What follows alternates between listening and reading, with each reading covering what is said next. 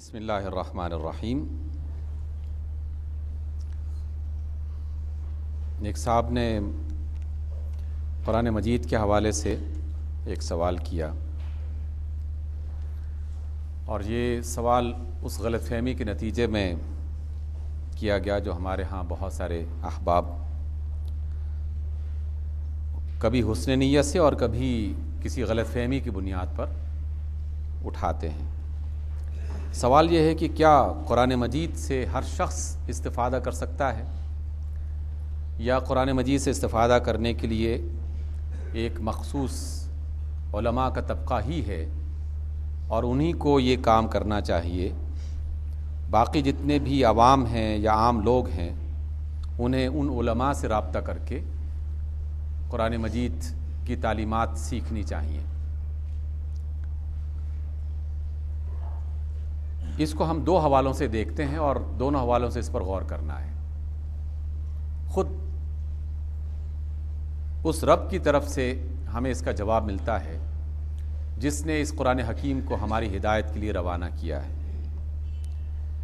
جواب یہ ہے کہ یہ قرآن سب کے لیے ہے، اس میں نہ کوئی طبقہ، نہ کوئی قوم، نہ کوئی فرد، نہ کوئی گروہ، نہ کوئی مسلک اور مذہب اس کا حق رکھتا ہے یا اس کا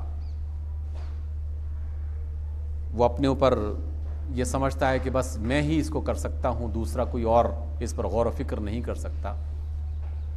تو یہ بات غلط ہے، اس کو اپنے دل سے نکالنا چاہیے۔ اللہ نے یہ کتاب تمام انسانوں کے لیے اور تمام انسانوں میں خصوصی طور پر تمام ایمان والوں کے لیے بھیجی ہے۔ ھدی للمتقین، جو بھی متقین ہیں ان سب کے لیے یہ ہدایت ہے۔ اور افلا یتدبرون القرآن ام علی قلوبہم اقفالھا، سب کے لیے حکم ہے کہ یہ قرآن مجید پر غور کیوں نہیں کرتے؟ کیا ان کے دل مقفل ہو چکے ہیں، ان پر تالے پڑ چکے ہیں؟ یہ حکم بھی سب کے لیے ہے۔ اس وجہ سے ہر شخص کو قرآن مجید پڑھنا چاہیے، قرآن مجید کے الفاظ اور معانی پر غور کرنا چاہیے، قرآن کی تعلیمات پر غور کرنا چاہیے۔ اس لیے پہلا جواب تو یہ ہے کہ اس کا حق سب انسانوں کو ہے، اور مشرق اور مغرب اور شمال اور جنوب کا کوئی طبقہ، کوئی گروہ یہ نہیں کہہ سکتا کہ صرف ہم ہی اس کام کے لیے مخصوص ہیں، باقی لوگوں کو یہ کام نہیں کرنا چاہیے۔ یہ تصور ہمارے ہاں یہودیوں کی طرف سے، ہندوؤں کی طرف سے اور بعض عیسائیوں کی طرف سے ملا ہے۔ ان تینوں مذاہب میں جو بہت معروف ہیں دنیا میں، یہ تصور پایا جاتا ہے۔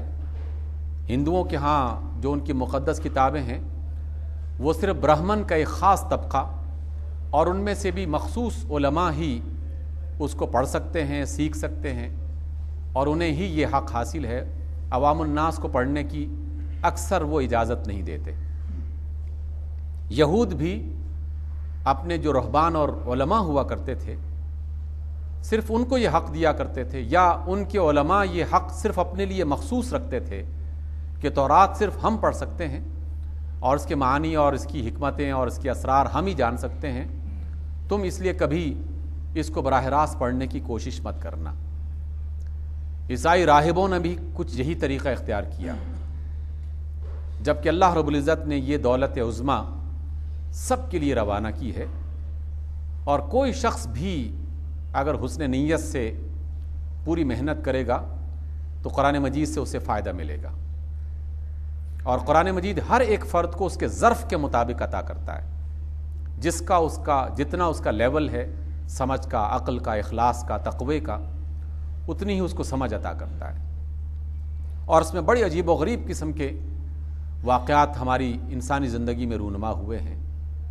ایسے ایسے لوگوں کو قرآن مجید کی حکمتیں ایسے انداز میں ظاہر ہوئیں کہ جو بظاہر بہت بڑے عالم نہیں تھے، لیکن اللہ کے ساتھ ان کا ایک خصوصی تعلق تقوی اور پرہیزگاری کی بنیاد پر، نیکی اور بدی کی تمیز کے اعتبار سے، حلال اور حرام کی تمیز کے اعتبار سے، کہ قرآن مجید کی بعض آیتوں کی وضاحت جو انہوں نے فرمائی، بڑے بڑے علماء ششدر رہ گئے کہ یہ بات تو ہماری سمجھ میں نہیں آئی تھی، اور اس فقیر آدمی نے ہمیں بتا دی۔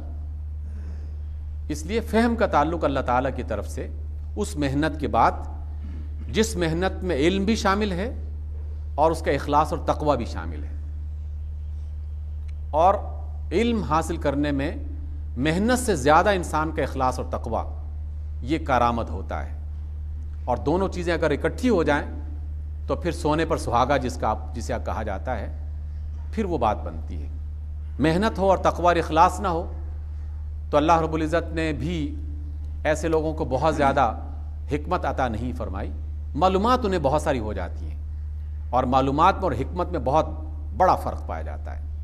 حکمت دانائی کا نام ہے، معلومات صرف چیزوں کو جمع کرنے کا اور محفوظ کرنے کا اور حفظ کر لینے کا نام ہے.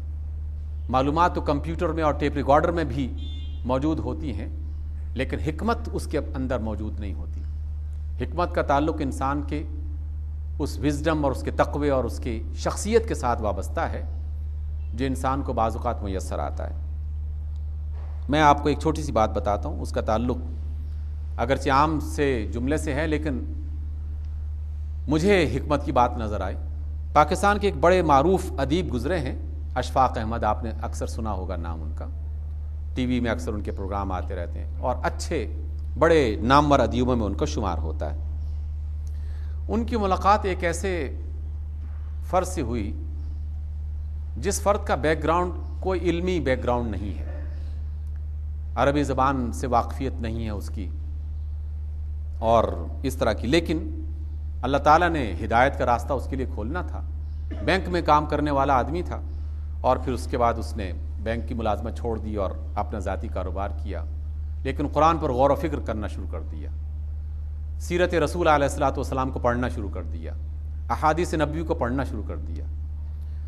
اشفاق احمد نے ان سے پوچھا کہ دیکھو ہر شخص جو ہے وہ دیکھتا ہے اپنے گھروں میں کہ بچہ جب ماں سے روٹھ جاتا ہے یا ماں اپنے بچے پر ناراض ہو جاتی ہے تو کچھ دیر کے بعد بچہ جب اپنی غلطی کا احساس کرتا ہے یا ماں اپنے غصے کو ٹھنڈا کرنے کا ارادہ کرتی ہے تو اسے اپنے پاس بلاتی ہے اور بچہ اپنی ماں کی گود میں پہنچ جاتا ہے اور گود میں بیٹھ کر اسے ساری وہ تسکین اور خوبصورتی مل جاتی ہے جس میں محبت بھی ہے، اس کی لغزش سے معافی بھی ہے، سب کچھ، اور اللہ اس ماں کی طرف سے مزید مہربانیاں اور شفقتیں بھی مل جاتی ہیں.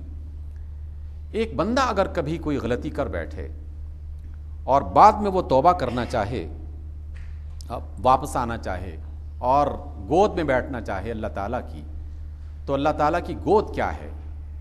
مجھے اس کی سمجھ نہیں آ رہی کہ اللہ تعالیٰ کی گود کیا ہے.